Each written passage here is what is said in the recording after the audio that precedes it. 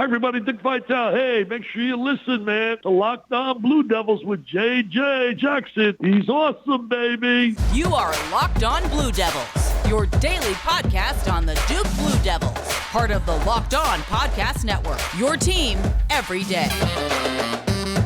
Hello, everybody, and welcome into another episode of the Locked On Blue Devils podcast. My name is J.J. Jackson. It's so great to have you here with us on the show today. Very excited to talk about everything going on in the life of Duke athletics. Locked On Blue Devils is your one-stop shop for all things Duke. Follow us on Twitter at LO_Blue Devils, and I'm on Twitter at _JJ_Jackson_. The show is available to watch each and every day on YouTube, continuing to climb towards 1,000 subscribers, and your support of Locked On Blue Devils means the absolute world to us. Coming up on today's show, my very good pal Josh Cox from Duke Football Talks Section 17 podcast will join us to talk about Duke men's basketball's victory over Georgia Tech this past weekend, and the Blue Devils get set for a date with the Wake Forest Steeman Dinkins a little bit later tonight. All of that coming up here on today's show. Josh, without further ado, we've reached the final day of January. How are you, my friend?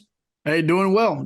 You know, as a Duke basketball and football guy, you know, this was a really good Saturday for the basketball program, and then the football schedule released last night, and so you know, just a good couple of days. But yeah, man, really excited about talking some basketball with you, and I hope you had a good weekend as well. Absolutely, we're going to get into some Duke football conversations in the weeks to come as the ACC did unveil the schedule. And Duke's schedule's out to look at, and you have a great podcast coming at Section 17 that I would encourage folks to go and listen to. With that being said, and shifting our focus now to what's going on the hardwood for the Duke Blue Devils, what a victory it was for Duke on Saturday. 86-43, the Blue Devils doubled up Georgia Tech in their game in Atlanta. We wanted to see the Blue Devils back in the win column, Josh. I don't think we saw a performance like that coming. No, I definitely didn't see that coming. Obviously, I believe we were 7-point favorites or something like that heading into the game. And it was one of those where it's like, man, we really should win this game. But, you know, you never know. It's on the road. It's a conference game. And, man, did this team ever need a game like this where they were just clicking on all cylinders. I mean, we started the game, I believe, 4 for 7 from three-point range. Derek Lively, the second, even getting involved in that. And we have said this, or I've said this, and I don't know, I'm sure in your talks with Jason Jordan and others, like the kid can shoot. I mean, in high school, he had a whole lot more of a face-up game. And so I was really excited to see him hit one. It was good to see Jeremy Roach get back into the feel of things and yet to double him up. I'm one of those fans, as I was watching the final 5 minutes of the game, I'm doing the math. I'm like, you know, is it possible that we could double them up? And then when we did get a double, then I'm like, all right, they got one more possession. I'm like, come on, like, don't let them score. Like, and we did. And so I thought that was really cool. Dominating performance. Your boy, Jaden Shute, got a little time in the first half as well. And then some really, you know, extended minutes there in the second half. So all around, just an incredible performance. Much better vibes when we're talking this week as compared to last, right? Last week, of course, we're talking immediately following the loss to Virginia Tech that Duke played on Monday night. We are terrified about the injury news for Dariq Whitehead. He did not play for the Duke Blue Devils on Saturday's game against Georgia Tech, but he was spotted kind of warming up and out in action and that sort of thing. And it's been a really positive kind of spin on the Dariq Whitehead injury situation. Yeah, in fact, Coach Shire has not necessarily ruled him out for tonight's game against Wake Forest. They said it's going to be legitimately like a game time decision, like if he's able to go today in practice. I believe something like that in the walkthrough. So I don't know how that's going to look. You know, I hate to say this. We played at Wake Forest without Dariq Whitehead and Derek Lively the first time around. Right. I would rather have a little bit, maybe a little bit more of 100% Dariq Whitehead for Saturday. If it means that he has to miss tonight's game, it is what it is. But yeah, that was really good to see. I mean, we did that without Dariq. Guys stepped up and went down into not necessarily a hostile environment, but you know the way it is, JJ. Whenever Duke is coming to town, more people are coming to that game.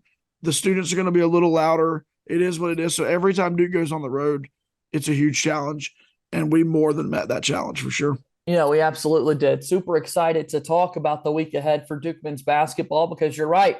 2 games inside Cameron Indoor Stadium set to be played. This week we will have a competition tonight against Wake Forest. And then on Saturday, the North Carolina Tar Heels make the crosstown trek to Durham to take on Duke. So it should be a big week ahead for the Blue Devils. Yesterday, we also learned that Kyle Filipowski once again was named ACC Rookie of the Week, ACC Freshman of the Week for the 7th time already this season. He averaged 23 points in 2 games for the Blue Devils, 18 points on Saturday against Georgia Tech. And as he goes, Duke basketball continues to do great things.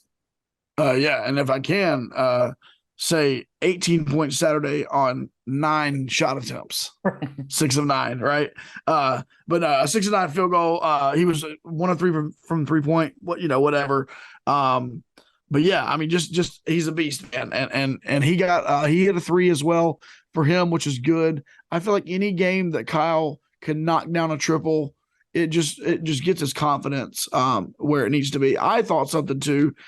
If you're just like a fundamental basketball, like you're like a fundamentals guy, to watch the passing, the interior passing between Ryan Young and Kyle Filipowski back and forth. In fact, sometimes Great it's almost, point, man. Yeah. it's almost overkill. Sometimes I'm like, hey, just take it up and dunk it or whatever, But like those guys really look to find each other. And it was a beautiful thing on Saturday. So yeah, Kyle Filipowski, 7-time Rookie of the Week. Looks like he's just going to be a shoe-in at this point for ACC Rookie of the Year. And I'll be honest with you, I think if he continues to stretch, he's going to have to be in the conversation at least on Player of the Year, in the conversation. I'm not saying he deserves it or will win it, but he will be Duke's representative in that conversation. Yeah, definitely deserves some love and opportunity there. All right, let's keep talking about it. There's so many good things to discuss in Duke's 43-point beatdown of Georgia Tech, 86-43, the final score in this one. You mentioned the 18 points for Kyle Filipowski. How about for Duke basketball? We also saw Tyrese Proctor with a career-high 8 assists. That's the kind of ball movement and play that I think a lot of Duke fans have been waiting for. We talked about kind of that 2-guard lineup with both him and Jeremy Roach. Roach goes 4 of 7 3-point shooting, making it a little bit easier for Proctor to share the basketball. And again, he finishes with a couple of lobs to Derek Lively, some kickouts to 3-point shooters. And next thing you know, Proctor ends up with a career-high 8 assists.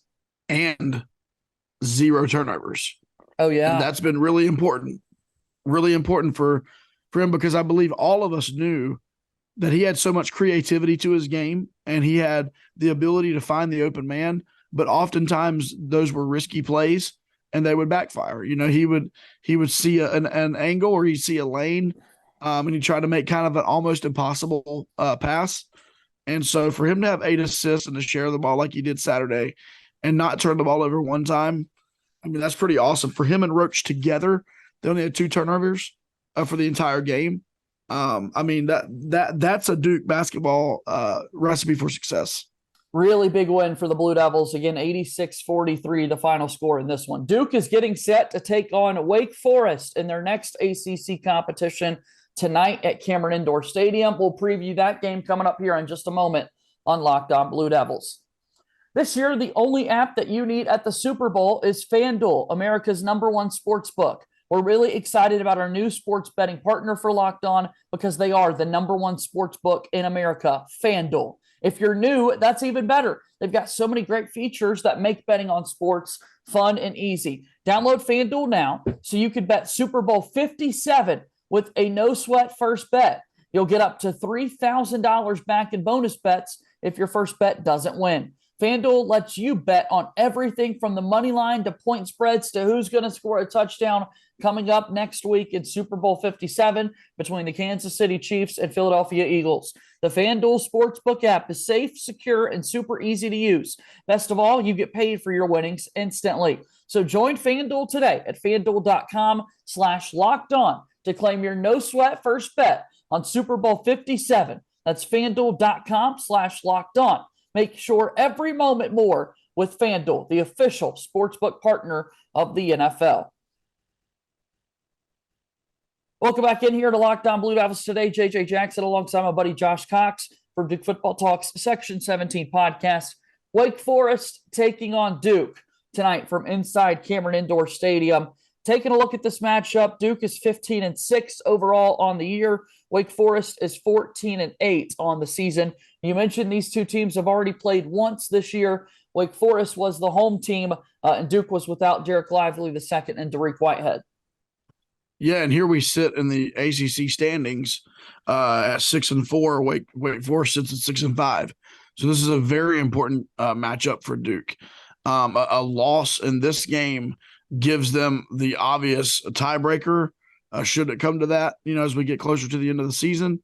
And then at the end of the day, I mean, just your competitive spirit says, man, they handed us an L at home, and we're not going to let that happen when they come to our place. And so I was at that game at Wake Forest, and it was really odd. I felt like I was at like a early November NBA game. The arena was super quiet. Like the students were gone.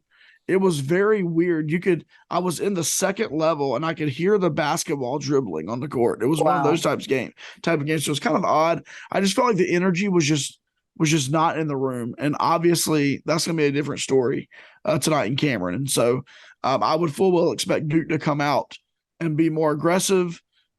Listen, we didn't talk much about him from the Georgia Tech game, but we are continuing to see the progression of Derek Lively II. Yeah.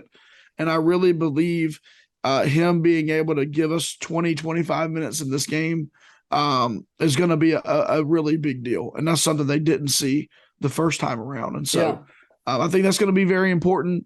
Obviously students and the atmosphere will be good. And then it's about, can we shut down Appleby? Can we do the things that we know we need to do on the defensive end? And for the most part this season, take away the Virginia Tech game with Hunter Couture. For the most part this season, we've been able to identify the best player on the opposing team. And a guy like Mark Mitchell has really done a good job of at least containing their best player. And so at the end of the day, I believe that's what's going to happen tonight. I would be surprised if Duke does not get the win. It's going to be a hard-fought game, but I do believe we come out on top tonight. We are the better team, and we should win this game.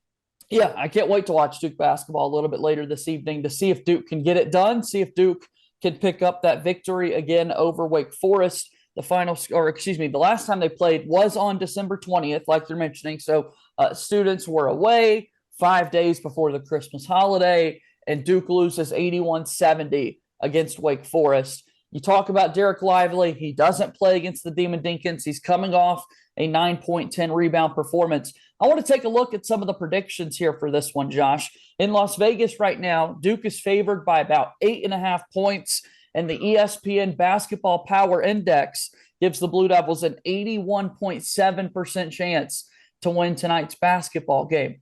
Did a 43-point win sway it so much more so? This is Duke basketball that we're accustomed to seeing, but you and I, part of that makes us a little hesitant to just think Duke is going to be okay. Haven't lost at home yet this season, but I don't know, man. 8.5. That's a little generous. A little generous. I'm not a betting man currently, but I would stay away from that on the Duke side. This game very well, in my opinion, could be a 5-point game or less. I mean, this could be one of those grinded out wins where, maybe we seal the game at the free throw line, things like that. Now I say that, and here we are, 10 hours before tip off, and we could blow them out. We could blow them out of the stadium. I have no idea, but at the end of that, I could definitely see this game being very, very tight. Steve Forbes is going to have his team ready. They're going to fight. They're going to claw. They're going to try to ugly the game up. And rightfully so. And I think Vegas is maybe, like you said, overreacting to a 43-point victory on Saturday, just a tad. It's strange. It's really strange to see these numbers like this. I do think you bring up a good point, though, with Lively being back involved, with Proctor getting more comfortable. Who knows what we're going to get out of Dariq Whitehead if he plays at all this evening.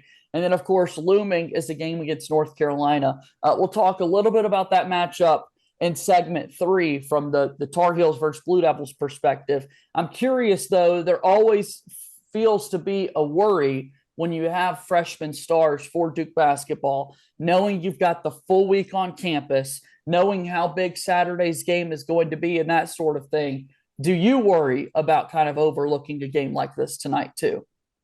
Yeah, I think those things happen when, ironically, when your record is better. Like, I think if you're sitting here with 2-3 losses, you're like looking ahead to that big matchup because it's number 5 Duke against number 7 UNC. Right. I think this season, both Duke and UNC sit here with, what is it? Let's see, both with 6 losses. We're both 15-6, identical records right now. And so, like, to me, I don't think either one of us, Duke or UNC, can afford to overlook any game. And so I don't think we're going to overlook Wake Forest. I mean, can you imagine a loss to Wake Forest and a loss to UNC if something like that were to happen? I mean, Duke is really back down there with the Florida States of the league if that happens. And so at the end of the day, they can't afford to do it. And so I don't believe it'll happen. I do believe in the leadership of Jeremy Roach. I do believe in the leadership of Batman, Jalen Blakes, and these other guys. And then, of course, we can't forget. I mean, we've spoken of Derek Lively, but I mean, we can't forget that Ryan Young really has provided veteran leadership to this team. And I think those things put together, they're not going to let this game. If we lose the game tonight, I don't believe it's going to be because we overlooked it. It's going to be because they legitimately outplay us. Sure. We're talking about Duke basketball and looking at what they've been able to accomplish this season. The Blue Devils, early on in the year, everyone across America is talking about Duke's ability to rebound the basketball. The offensive glass was definitely something that Duke dominated, was able to create second chances. Doesn't feel to be as much a part of the conversation over the last few weeks or so, now that conference play has started, probably because there have been some losses that have popped up for Duke. The counting stat numbers are still rather impressive for Duke. How big of a factor has rebounding been for Duke's success, do you think? I mean, I think it's important. I will say this. I think we mentioned it last week or a couple weeks ago. A guy like Kyle Filipowski, when he decides he wants to get a rebound, like come hell or high water, he's going to get that rebound. Sure. And then you have Derek Lively who can jump over people and grab rebounds. And then you have the Ryan Young who is the ultimate position guy. Like he's going to get in position. And so I think we are, and then you got long guys like Mark Mitchell playing on the wing. They can come in. But I do think I think the better you shoot, the worse your offensive rebounding numbers look, right? So like the better we can shoot from 3, I'm fine with us not getting offensive rebounds if we're shooting 4 for 7 from the 3-point line. Let's let it fall through the net. We don't need to chase it down at that point. Absolutely. Yeah. Absolutely. And look, I mean, I know coaches aren't going to say this, and I know the majority, but a lot of rebounding, JJ, is by chance. I mean, the ball bounces certain ways, right? Does it come off strong and get to the free throw line, or does it come off, glance off the rim, and it's at the block? It's right underneath. At the end of the day, a lot of that stuff is like, okay, we might be a really good rebounding team because of chance at the beginning of the season, but let it go throughout the season, and everything's going to kind of balance itself back out. And so I think a lot of it. Now, I am a big guy. I love the Ryan Young getting rebounding position, all that stuff. I'm all about that. But I do think a lot of rebounding is the way the ball bounces. Love it. We'll see what Duke can do tonight against Wake Forest. You can watch the game on ESPN, 7:00 Eastern time, Duke and Wake Forest. All right, let's take our last time out. We'll close out our conversation here today on Locked On Blue Devils. Locked On is heading to the Senior Bowl this week from Mobile. Get inside analysis from the hosts that cover the NFL's next generation in college and find out which NFL draft boards these players will be climbing, all in one location. Make sure that you subscribe to Locked On NFL Draft for nightly live shows from the Senior Bowl, starting tonight, tomorrow, and Thursday at 9 p.m. Eastern Time. Locked On NFL Draft, wherever you get your podcasts. Final few moments here on today's episode of Locked On Blue Devils. I'm JJ Jackson alongside Josh Cox from Duke Football Talks Section 17 podcast. All right, Wake Forest tonight for Duke. And then we will not speak again until Saturday's competition against the North Carolina Tar Heels from inside Cameron. It is the first matchup between these two teams since the Final Four game that did not go in Duke's favor. It is the Tar Heels' first trip to Cameron Indoor since spoiling Coach K's send-off party. It's got to be a get-back, get-right game for Duke in the rivalry, but then also more importantly in the context of the season as well. I'm really looking forward to Saturday's game. JJ, I'm not sure why you felt like you needed to bring up the Final Four and Coach K's final home game on this podcast. But sorry, we're supposed to be talking with Duke fans here. We don't want to. That's right. No.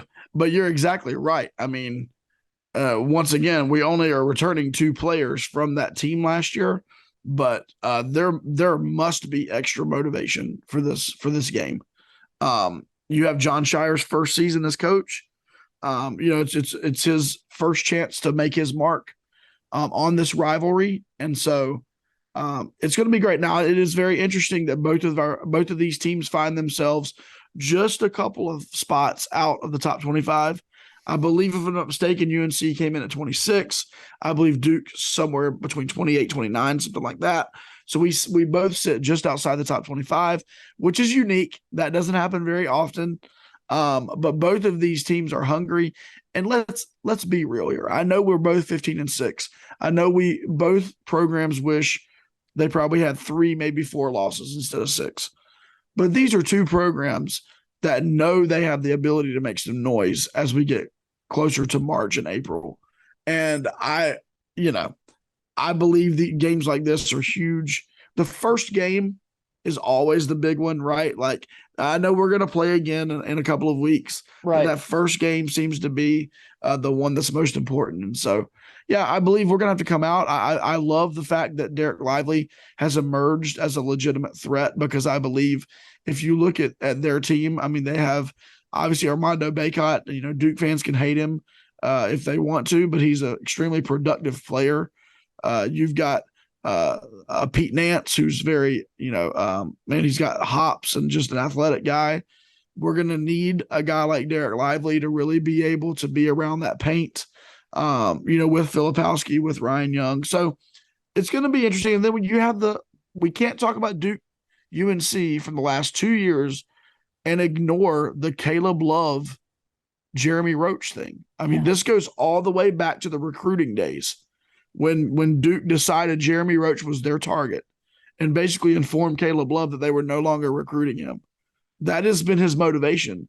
And, man, he's really put it out there on the court. And so not that Jeremy needs to take that game over in any way, but that's a storyline. I mean, look, Caleb Love has outplayed him.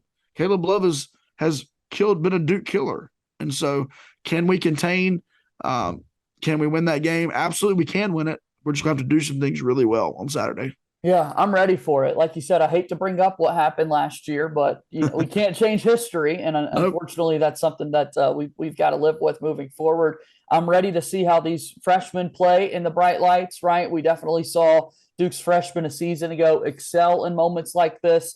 We've had Wendell Moore Jr. on the roster for several seasons in these North Carolina Duke games, and he always delivered a big buzzer beater in Chapel Hill. And so not only is it a great point that you made in John Shire's first chance to make his mark as a head coach in the rivalry, but freshmen getting to add to the storylines and success as well. To this day, we still see Jason Tatum's dunk over Kennedy Meeks all the time. Yep. We still see Austin Rivers' shot, of course, there in the Dean Dome. So what freshman plays, what newcomer plays are we going to get to see in the rivalry this year? Yeah, and I believe, while there are some difficult matchups looking at their roster for us, I believe we provide some difficult matchups for them as well. Kyle Filipowski is a problem. Yeah. He's a matchup problem. And, I would assume that Leaky Black is going to be on him some, as well as Nance back and forth. And I believe when Nance is on him, he has the advantage out on the wing. I believe when Leaky's on him, he has the advantage down in the block. And so we'll see how Duke does that and how they get Kyle the ball where he can score. But at the end of the day, man, we're going to really have to play well. And I've got a lot of respect for what Hubert Davis has done last year. And then, even in this year, like I said, I cheer every time they lose. Don't get me wrong. I'm not a fan at all. But, I mean, the respect has got to be there. And like I said, we both sit at 15-6. We both have one game before the game Saturday. We will hopefully, at least for Duke, maybe we'll go in 16-6. So we could go in with the exact same record. And let's put the ball on the floor and let's see what happens, right? For Hubert Davis, the Tar Heels head coach, of course, in his second season after taking over for Roy Williams, something that's been that we've seen over these first few seasons with him, a much shorter bench, right? He doesn't get as deep into his bench as his predecessor certainly did, kind of a la Mike Krzyzewski in a lot of different ways. There are truly days where 6 significant players play in these basketball games for North Carolina, and 7, 8, and 9 are maybe out there for 3 or 4 minute bursts, but everybody else predominantly is going to play in those games. Duke's got the deeper team. Can that be a factor in Saturday's game? I think that's also going to be a big storyline.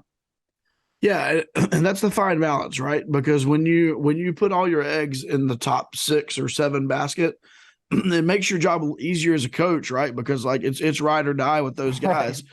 When you're Coach Shire and you've gone 9 deep, and if Derek is back possibly 10 deep a little bit when you add Jaden Shute to that, it really is about finding the hot hand and finding like what is the rotation going to look like tonight, and who's playing well and who's not, and like that becomes a little more difficult. But once again, I like that. We like the fact that we're playing more guys, but it will be interesting. I don't know. You know, you got a guy like Jalen Blakes who has had kind of an up and down season as far as getting minutes and things like that. But we know this. We know John Shire trusts him. Yep. And when you have a matchup with a guy like RJ Davis, I think Jalen Blakes is a really, really strong matchup. And, you know, that's going to mean Tyrese Proctor, I believe, is going to be the Caleb Love matchup. And then, you know, Jeremy's going to play off of that. So, you know, there's a lot of little things that we can keep our eyes on. It's going to be interesting. First and foremost, got to take care of Wake Forest a little bit later tonight. We'll see if Duke can do that at 7 p.m. Eastern time. We'll recap it coming up on tomorrow's edition of Locked On Blue Devils. Josh, it's so great to chat with you as always. I mentioned the Section 17 podcast that you proudly co-host. You guys got a new show out. What do people need to know about the program? And we'll get more into Duke football next week here when we talk. But tell us a little bit about the Section 17 podcast before you get out of here. Yeah, for sure. We talked Duke football, and so we released an episode this morning, our reaction to the schedule release that happened last night. And so if you're interested in Duke football at all, just search for Section 17 podcast wherever you listen to podcasts. We'd appreciate the support as you obviously listen to Locked On throughout the week. We don't release as many episodes as JJ does here, but if you're Duke football specific, we would love to kind of give you even more information. And little Birdie has told us that there's going to be another episode releasing next week, and it's going to be an interview episode. And so hopefully I'll just leave it at that, but that's going to be a good one. But yeah, so we appreciate the support there. Duke season tickets for football are on sale, so go grab them. I love it. Josh, we'll talk to you again next week, okay? JJ, have a good week, man. We'll see you. That's my buddy Josh Cox from Duke Football Talks Section 17 podcast joining us here on the program. That's going to do it for today's episode of Locked On Blue Devils. Thank you, as always, for your support. Be sure to follow and subscribe for free wherever you get your podcasts. Follow us on Twitter at LO_Blue Devils. I'm on Twitter at _JJ_Jackson_. And also make sure you subscribe to our YouTube page to watch the show daily each and every day. For Josh Cox, I'm JJ Jackson. That's going to do it. As always, go Duke. I'll talk to you tomorrow. Thank you and good day.